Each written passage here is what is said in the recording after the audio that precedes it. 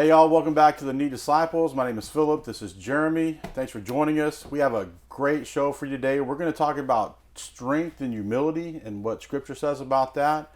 We're going to do another blind. Today we're going to do a double oak blind, which I'm super excited about. Yeah. And then we are going to mix up a couple of summery kind of bourbon cocktails to see which one we like best, since it's beach time here in the Lone Star State. So stick around.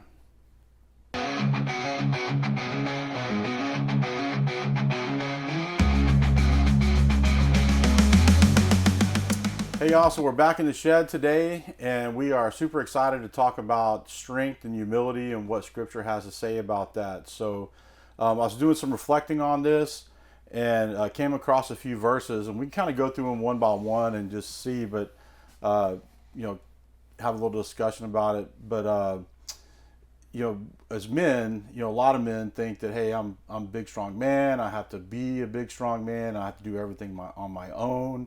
And that's not the way God designed it. We need to get our strength from God, from Jesus Christ, and rely less on us and more on Him. So I think kind of getting to the end before we start, but that's kind of the gist of the discussion today. Well, I'm just going to say what they're all thinking, because on camera you're considerably bigger than I am, and I've never thought of myself as a big strong man. I've wanted to think that, but I'm not weak, but I'm not the biggest dude. Yeah, but I mean, think about it in your family, like you're the man of the house. Yeah. I mean, you Yeah, and that's a good point. That strength is a lot more than the physical aspect, Mm-hmm. and so I'm going to assume when you talk about strength here, you're talking more holistic: strength of character, physical strength, intestinal fortitude, perseverance, all of that, and more. So I'm going to assume it's more of a holistic view of strength. Today's conversation will be that, yes. than just me sitting there wishing I was a stronger guy. Have to get the protein and hit the weights a little bit. Yeah, it's not that I haven't tried, man. It's like it didn't happen fast enough. It's like, forget it. Yeah, right. Yeah. Which could say something about my strength of something. So, yeah. And it's funny. Over the years, I've been a big guy my entire life. Tall for sure, and different levels of bulky depending on where I'm aiming. But people, especially through my career too, and what I've done in the past, like, oh man, he's a big guy and he's got to be strong and this and that. And back then it was like, yeah, I'm a big guy, I can handle myself, and I wasn't weak by any stretch. And most of the time, I was one of the bigger guys in the room. And but as I've gotten older and wiser, a little wiser, I'm still not wise, but a little wiser. None of that really matters, right? Because at the end of the day, God doesn't, design us to be the biggest and baddest person in the room. He doesn't design us to be the loudest person in the room. Like, He wants us, to serve Him and honor Him and worship Him. And it doesn't matter how big you are, right? At the end of the day. So, Yeah, that's true. When you put it that way, when you first said it doesn't matter, I kind of took it there that you were talking about yourself, and just that you're often the biggest guy in the room, maybe the most physically strong guy in the room, which doesn't matter. And I wouldn't say it doesn't matter. I think what does matter is how we use whatever God has given us. So whether it's a physical strength or whatever, that how we allow God to use it, or how we use it for the good of the kingdom, the good of the church, the good of others, to build each other up, to encourage one another, to point people towards Jesus, to care for people the way Jesus calls us to. I think so. I would say it does matter. I would say don't diminish what God has given you. Oh, yeah. I mean, especially for depending on what career you're in, like police officers and athletes. They're definitely been blessed with that athletic ability, with that strength, with that endurance and everything. And you definitely wanted to use that gift. But when it comes down to it, at the end of the day, God, we're all on the same playing field. Yeah. Right. Yeah. As how the ground is level at the foot of the cross. Exactly. Yeah. Exactly. We're all at the same level there. Exactly. The strong, the weak, the beautiful, the ugly, the the smart, rich, the not so smart, the rich, the poor. Famous, Yep. The healthy, the sick. we all need the cross, Yep. and the ground is level there. Yeah, we all should humbly come before the cross and recognize our need for it. Yeah. Yeah, that's a great analogy. And so to kind of to put that into scripture, in Psalms 18 verses 1 and 2, it says, "I love you, O Lord, my strength. The Lord is my rock and my fortress and my deliverer." And he goes on to talk about more getting more strength from God, and that strength, and that's David, right? In that psalm, and he was, when he slew Goliath, I mean, that wasn't his strength, that was God's strength, right? So strength isn't about being self-made. It's not about being God's. It's about being God supplied. So God's going to give me that strength to face these things. He's going to give me the strength to rely on Him to face whatever I have to face, to be strong in wherever I have to be strong in life, and I can't do it on my own. Yeah. And you know how I know that? Because I've tried Right. to do it on my own. Yeah. And God's always like, nope. Yeah. It's not going to happen. I've always been smart enough to not try that on my own. No, I've of course. I mean, I certainly can relate to that. That usually it's a guy. We guys are typically pig-headed and think we maybe misunderstand and think that this is our job, and that we carry all these burdens on our shoulders, and so we think we have to do it on our own. Well, and maybe even someone's told us down the road that it is a sign of weakness to not be able to do it on your own. That I've brought this up in sermons before, that many people see reliance on God, faith in Jesus, dependence on the Spirit as a crutch to get through life. Like, oh, you're not strong enough to cope with life as it's thrown at you or comes through. You're not strong enough to deal with your family or your employment or whatever, or all of it. And so therefore you trust in this thing that that the world doesn't necessarily believe in, and they would look at us and say it's a crutch. It's obviously not a crutch. It's our hope. And I think, to your point, there is great strength in understanding that our source of power and strength, stick-to-itiveness, that intestinal fortitude, perseverance, the ability to cope with life and deal with our families and our employment and just everything that life throws our way, without God, we are our weakest. Yep. Because we are not designed to bear all of that. Now, sin creates all of that for us. Our sin, other sin, just the fallenness of the world. But we're not designed to bear the burden of all that, nor are we designed to save ourselves from it. So hence our absolute need for Jesus. Yep. Yeah, and I think a lot of that, you hear, kind of to your point, it comes down to pride and humility, right? So I've got this pride that if I am able to tackle something, or it looks like I've done something on my own, I'm prideful about that. Yeah. But we definitely need to have humility, and there's two verses I want to highlight with that. So talking about humility, Philippians 2:3-4, do nothing from selfish ambition or conceit, but in humility count others more significant than yourselves. And that's back serving others too. Yeah. And back to that level playing field. Like I'm equal to everybody. God created us all equal. And then from a pride standpoint, Proverbs 16:18, and this is a very famous verse. Pride goes before destruction, and a haughty spirit before a fall. Pride can make you feel invincible, and that's when things can go bad, because we can't do it in our own strength, and it doesn't make us less weak to be able to seek God for this strength, or even if we fail, right? Yeah. Even if we fail, that's a lesson somewhere in there. God wants us to learn what we need to learn, and sometimes that's through failure, and there's nothing to be ashamed of. Correct. I mean, a lot of the leadership gurus out there, I can't remember which one originated it, but I'm sure many of them have at least referred to this, that it's only a failure if you don't learn from it. And so, I mean, I've always told people in certain circumstances, failure is an option. We're going to aim for excellence. Whenever I do a wedding, I'll tell the bride specifically, hey, I'm going to shoot for excellence here, but anything can happen. you know, and it's not going to ruin your wedding. You're going to think it ruined your day, but I can guarantee you 5 years from now, you're going to look back and laugh about it. You know, now there are certain things that can probably take place that you're not going to laugh about it. Yes. But none of that has ever happened. I mean, there's been plenty of little bloopers that have happened that, like, 5 years from now, you're going to look back and laugh on it because you're still married. You're happily married. It didn't ruin your wedding. It didn't ruin your marriage. You know, failure is only a failure if you don't learn from it. So there's great strength in picking yourself up from the failure, dusting yourself off, owning it, and moving on better, stronger, having grown from it. You know, when you prior to us starting the recording, you kind of gave me the topic. I immediately thought of Samson, who's the strongest dude in the Bible. Say, you know, apart from Jesus, of course, you know, the strongest dude in the Bible.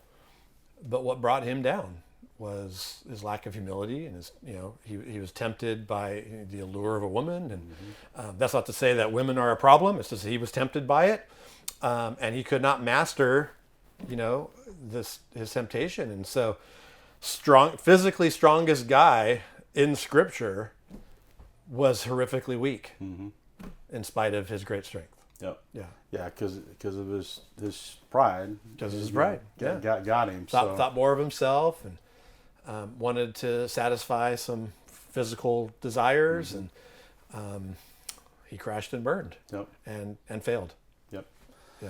Yeah, and there's a lesson in that. There is. We learn from it, but exactly. Yeah. And it was a hard lesson for him, but you know, us as men can get a lot out of that, and learning, you know, to put our pride aside, learning to do the right thing when we're faced with those sins and that adversity, the things that are trying to keep us down, the things that are pulling us away from God, and that doesn't make us weak. You know, a lot of times, you know, I'm not going to participate in some things. You know, all the guys are doing something. It's like, look, you know, that's just not really what I want to do, because it's not going to glorify God in a lot of ways. So, call me weak. Take my man card if you want to, whatever. Right. But I know that that's not going to glorify God, and you know, separating myself from that is the best thing to do in that point, because I don't want to end up like Samson. Right. Right. No, it takes great strength to know when to speak and when not to speak, when to act and when not to act. You know, there's been plenty of times where, you know, my wife has shared a frustration at work or whatnot, and I want to act. I want to do something because I want to protect her. I want to serve her. I want her to feel better about things. And we guys are more action oriented, right? We're problem solvers. Give me something to do to help you, and I'll do it. And, you know, more often than not, she says, no, I don't need you to do that. And I've learned over the years, like, as much as I want to act, the better thing for me to do is to not act here and just to be there for her. So it takes great strength and wisdom and discernment to know when to speak up, when to not, you know, when to intervene, when to not, when to use what God has given you, and when to back off. It's there's a big strength of character and will there as well. Yeah, you know, I've found over the years too, especially in a business setting, you know, everybody's wanting to talk. Like, everybody's got to get their idea out. They want to be the loudest person. They want to be the smartest person, and you get nowhere with that. And I've been asked several times, like, why are you so quiet? Like, I don't have a chance to step in. And when y'all get through going through, you know, I'll say what I have to say, and it'll have meaning, not just noise. And you know, some leadership material that I've, you know, read several years ago that kind of talked about that. You know, you don't need to be the loudest person in the boardroom. You just need to be, you know, the wisest, or, you know, have the right idea. And, you know, that kind of takes us to meekness. Like, we're not weak if we're meek, right? Even Jesus said, right, blessed are the meek, for they should inherit the earth. But that's not meaning that we have to be weak. Right. And we talked about that before, Yeah. you know, back a bunch of episodes ago. Being meek doesn't mean you're a pushover. Correct. Yeah. It's just taking that strength and using it at the right time. Harnessing it. Exactly. And using it appropriately and wisely, efficiently. Yeah. Yeah. Yeah. And again, I think as men, like, you know, and really too, some cultures kind of push that masculinity, and you have to be the certain way, and I can't hurt, and I can't show emotion. If not, I'm weak. But, you know, hey, we're human, and the more we hold it in, the more we fight it. I think the worse off we are psychologically. But if we're seeking help in the wrong place, whether that be some type of addiction or some other activity or whatever to replace God being able to handle those problems, or just trying to fix it ourselves, then we run into issues. Yeah, because again, we're not designed to bear those burdens or to fill. There's nothing on earth, specifically man-made, but there's nothing on earth really that can fill that desire of the soul. Only God can. It's how He designed it that way. He wants us to love Him, and He does love us, so He's put His imprint on our soul, and we fight that. This is the burden of the flesh. We fight that because, to your point, we want to satisfy all of that on our own. We don't want to have somebody else fill that void. Well, we don't want to rely on somebody else to fill that void. We want to find it ourselves, and we like to solve problems. We like adventure. Yep. We need a job to do, typically. And when we don't have a job to do, I don't know. We find other things. We do. We find other things to do, and it usually doesn't end well. Right. Yeah. And I think too, as men, we're programmed a certain way, and that's kind of a drive inside most men that I've seen, and even with kids. I mean, young boys are different than young girls, and I just had this conversation the other day, about a 6-year-old, like, oh well. They're saying that he's got ADHD. I'm like, well, he's a 6-year-old boy who can't sit still. Like, I'm not 6, and I have a hard time sitting still sometimes. And I may have ADHD. I don't know. I'm not going to go get clinically diagnosed, but like, we have this drive in us as men to move and fix and do and be adventurous and everything. We shouldn't squash that. And just because we're Christians, doesn't mean that we have to squash that. We can still do fun things and be adventurous and be bold and sometimes do crazy things that put our health and safety in jeopardy. I mean, we're still guys at the end of the day, right? Yeah, exactly. And we know where we're going. So yes, yeah. Right. Not that we should try to get there any faster. No, but sometimes we try. Yeah. So the whole point to kind of wrap it up is we put a lot of stake in being a man and being strong and manly and everything, and I can do it on my own.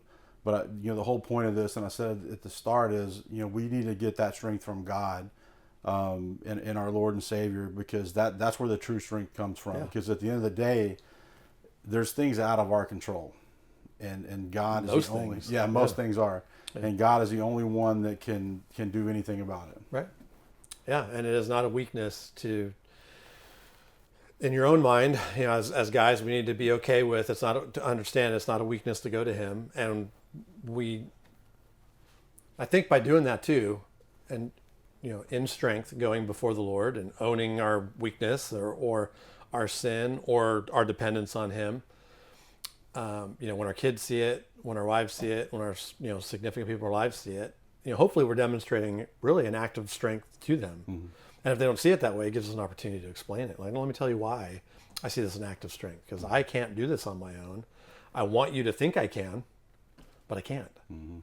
And there's only one person I can go to that can help me do this, and it's God. And so, you can tell that to your children, to people who are seeking God, maybe, you're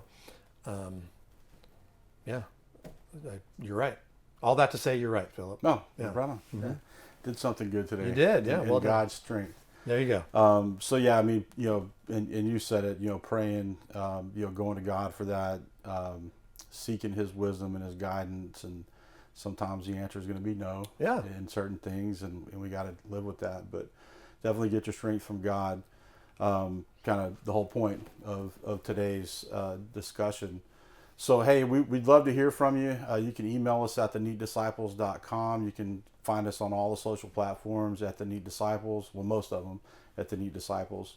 So we'd love to hear from you. If you have a testimony you want to share about strength and faith, whatever. Yeah, we'd love to have that conversation with them. Yeah, definitely reach out. So So we're gonna now do another blind. I really enjoyed the last blind that we did. Yeah, it was fun. It was different but fun. Yeah, it was very educational. Yeah. For me, we got rid of some preconceived notions We about did. Yeah. some bourbons, and so today we're gonna do a double oak blind. So we have 3 double oak bourbons that we're gonna try. I'm gonna have my wife gonna come in and set up the blind for us, and then we'll try those and see how it comes out. All right, y'all, we've got our blind poured, and it looks like she threw a curveball. We have 4 different bourbons out here. So we were doing a double oak, so we'll see what happens. So we're gonna start here on this side. This will be 1, 2, 3, 4.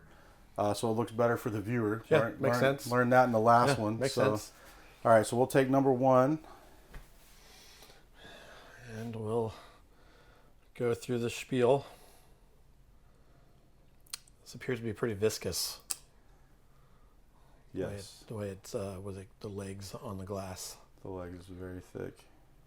Ooh. Not very thick, but it's thick. Kind of sugary on the nose. Mm-hmm. I like that. Well, you can get that extra bit of oak Like, too. yeah, but like brown sugar, molasses, real strong. Yeah, I like that.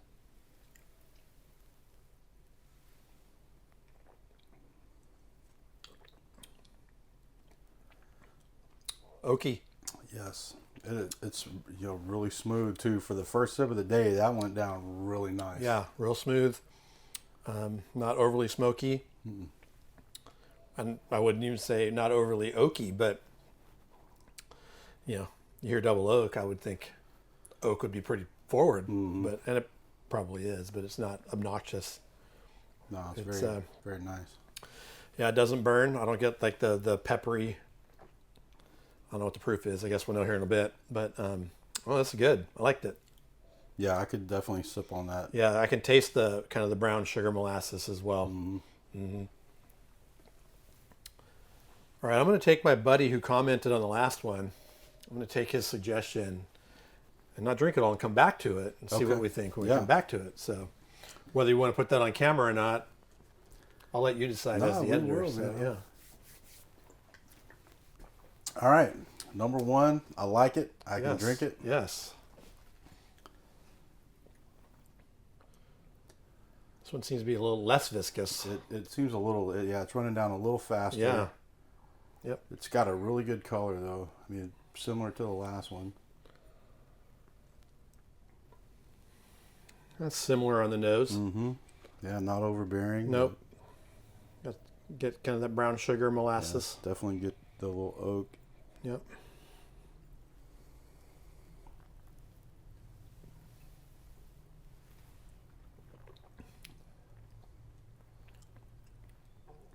It's a little hotter. Maybe. Yeah. Just a yeah, hair. You're probably right. Just a hair hotter. Yeah, I agree. But, and I know it's an overused word in the bourbon world, but it was pretty smooth. Oh, it is. That didn't fight going down. Yeah. Very similar though. It's got a little bit more sweetness on the end. See, but I was going to say it's not as, less sweet to me. Really, the Yeah. taste? Yeah. Okay. To me, the nose was as sweet as the first one, but the taste not as. Yeah. Okay. The back end, I get a little bit more sweetness. I get more of the oaky kind of smoke. Yeah. Here. Definitely a good one. Mine are going to be empty, so Yes, we'll know yeah. which ones are which. Thanks for taking one for the team. Oh yeah, good call. Clear our palate, Cleanse that palate. a little bit. Wow, it is crazy how similar in color these are. This one looks a little darker to me. Really? Okay. Mm-hmm. Got some viscosity to it. Seems to kind of linger down the glass a little bit.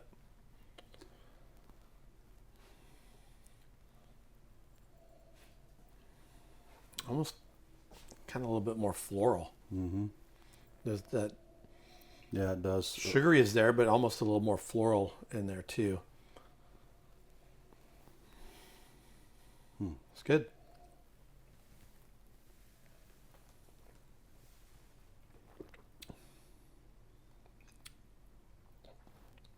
Okay, that did not taste at all like it smelled. Mm-mm.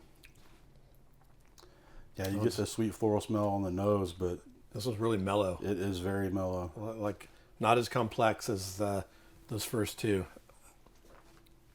To me, this one was just kind of like one layer of flavor. Yeah. Wasn't terrible. No, it's still really good. Yeah, but just It goes away real quick. it does. Yeah, not a lot of complexity at all. That's going to become my word, complexity. Complexity. There I we feel go. smart. Yeah. I feel smart when I say complex. Wow. I mean, this is going to be really hard because, like, You should have saved something so you can go back to it. I should have. Yeah, I should have. Wow. Okay. So far, not a bad one in the bunch. The number 3 is a little on the lighter side, it seems like. Yeah. Okay. Yep. Try number 4. This one seems lighter, like in color. Not as dark. Yeah, you're right. It does. And not as viscous. Not as viscous. Yep.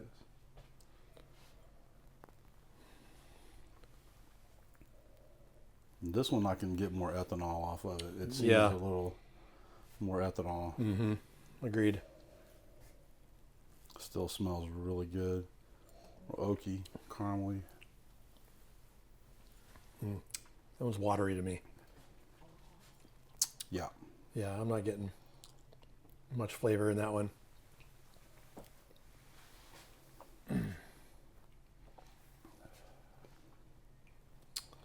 All right. Yeah, it's not nearly as hot.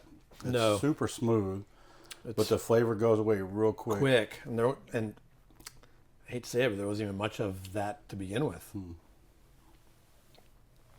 right. Okay.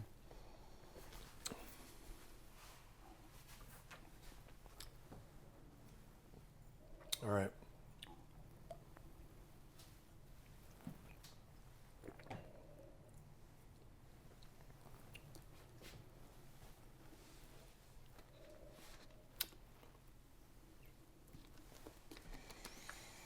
Any difference?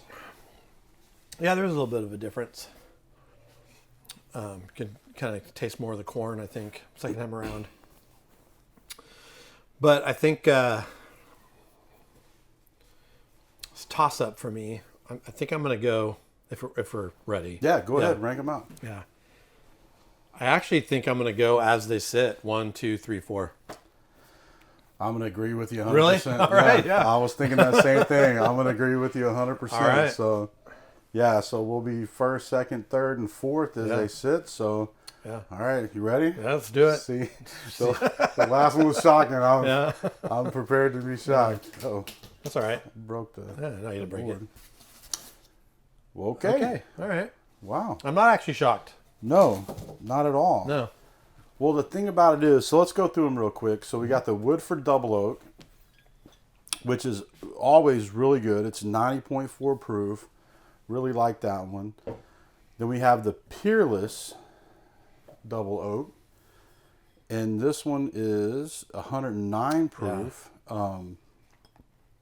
And I will tell you, it was a toss up between these two. Same. I could have easily gone Either 2, way. 1. Yeah, I'm yeah. I was same boat. originally thinking 2, 1, or 1, 2, 3, 4. But Yeah. then, I mean, they're just so similar. And then we have wow, this is the Triple Oak. Yeah. So that was or the Double Oak. I'm sorry, Double Oak. So this must have been the wild card. Still really good. Yeah. Yeah, number 3. But it was that. less complex. I mean, just like less layers of flavor, less going on, especially on the flavor wise, than these two. Yep. I still had the nose, Yep. if I remember right, but those two just had much more going on. Yeah. No, I totally agree. This one, 90.4 proof for the Double Oak. This is hard to get a hold of too. Harder to get a hold. This is a very expensive bottle. Weird. Well, it's double. Double Yeah.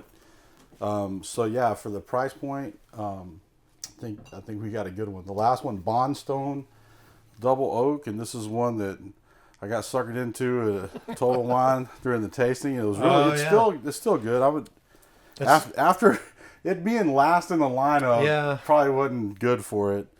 But that is a thing, right? Yeah. I mean, so when you're putting whatever up against other thing, I mean, you're going to taste the differences, the subtleties. You're going to taste the differences. Yep. And which is, I guess, the whole point of this exercise. So. Yeah. Bondstone at 90 proof. So that wasn't as shocking as the wheated bourbon, but kind of how I'd expected. I would have thought if I would have just not doing the blind, I would have put probably these 1 and 2 same way. So yep. Yeah. And I remember we were together when we tasted this actually at Peerless, and there I thought, oh, this is too hot. Like I really didn't enjoy it, but you put it in here, it didn't drink hot. No, it didn't. And I didn't even. That's an interesting thing too. Is like I didn't know the proof prior to. So I wonder, just not knowing the proof, like what that does mentally to prepare you. Like it didn't take 109 is not that high anyway. I get that, but it did not taste that. Well, it tasted hot to me in Kentucky. It did not taste that hot here. Yeah. Yep.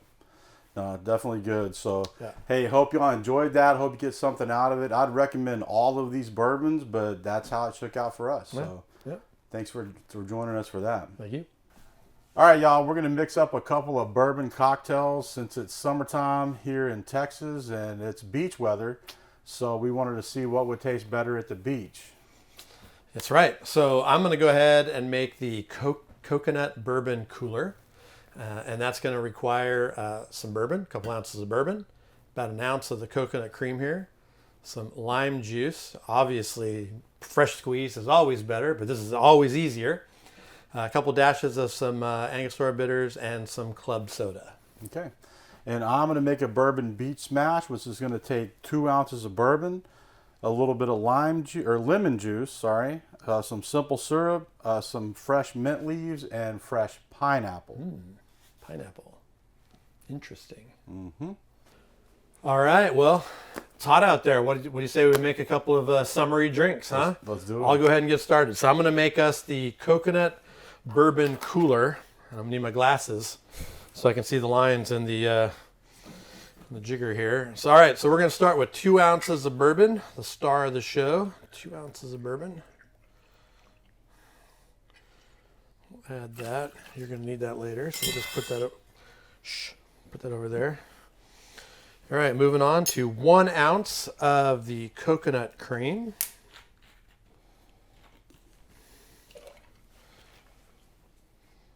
All right. A couple dashes of the Angostura bitters.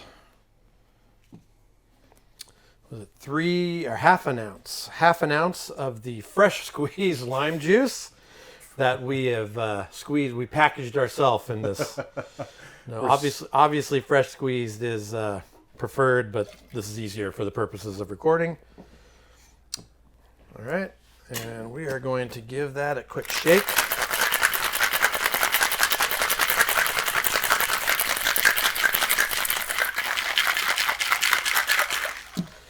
All right, now normally we would just pour this into a tall glass, but so we can share it, I'm going to pour it, half of it, or kind of half of it, into 2 not tall glasses.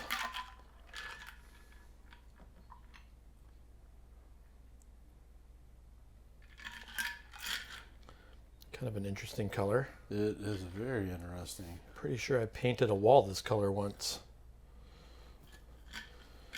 All right. And we're to top it off. With club soda. We're not going to top it all the way because this would be just 1 tall glass, but we'll just put a splash in there. Okay. Stir it a little bit. Give it a little bit of a stir.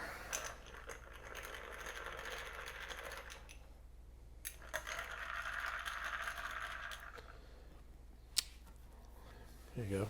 Thank you. That is pink. We will garnish with a lime wheel, and there you go. 1 coconut bourbon cooler. All righty. Cheers. Cheers.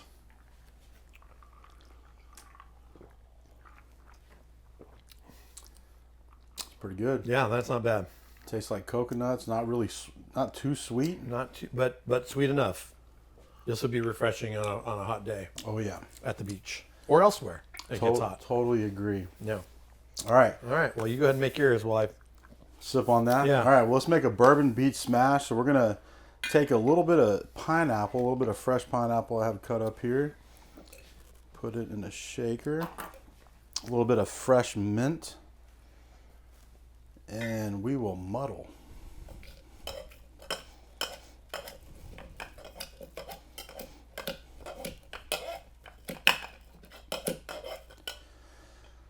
Now that that's muddled, we will add our other ingredients. So we'll go in with 2 ounces of bourbon.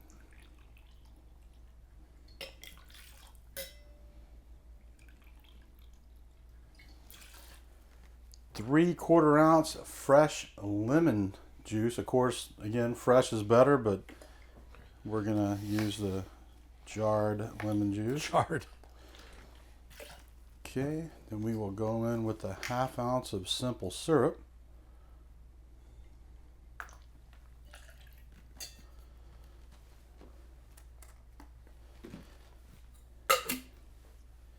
And give it a shake. Oh, with some ice. Let me put some ice in there. Good call.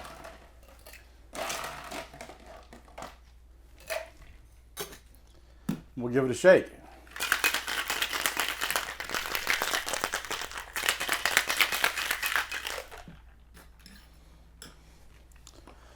We'll strain this over some ice.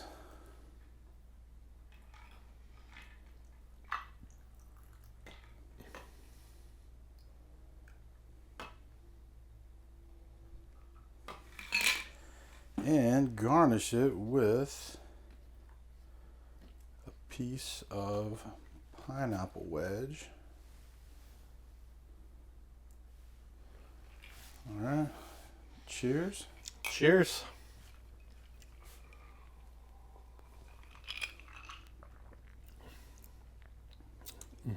It's not as sweet as I expected it would expect it to be. It's good.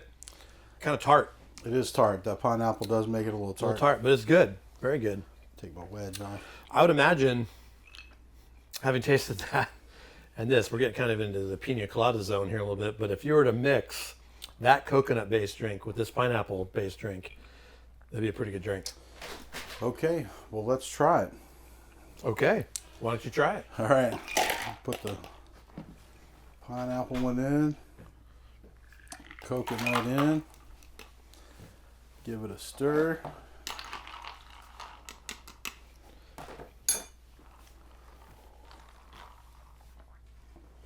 Oh, Am I wrong? that tastes like the beach. It Tastes tastes like a pina colada.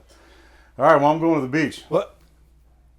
All right. Well, I guess we're done. So Philip's gone to the beach. So I guess it's on me to clean up. So before I do that, make sure you follow us, like us, follow us, subscribe, all that stuff that Philip says at the end. I'm going to point to this corner and assume you can find us in all these spots. So look for us there. Comment, like, let us know that you've been tuning in, and look forward to hearing from you. Wish me luck, everybody. Cheers. Whoa! That actually worked! Wow! Now, how am I going to get home?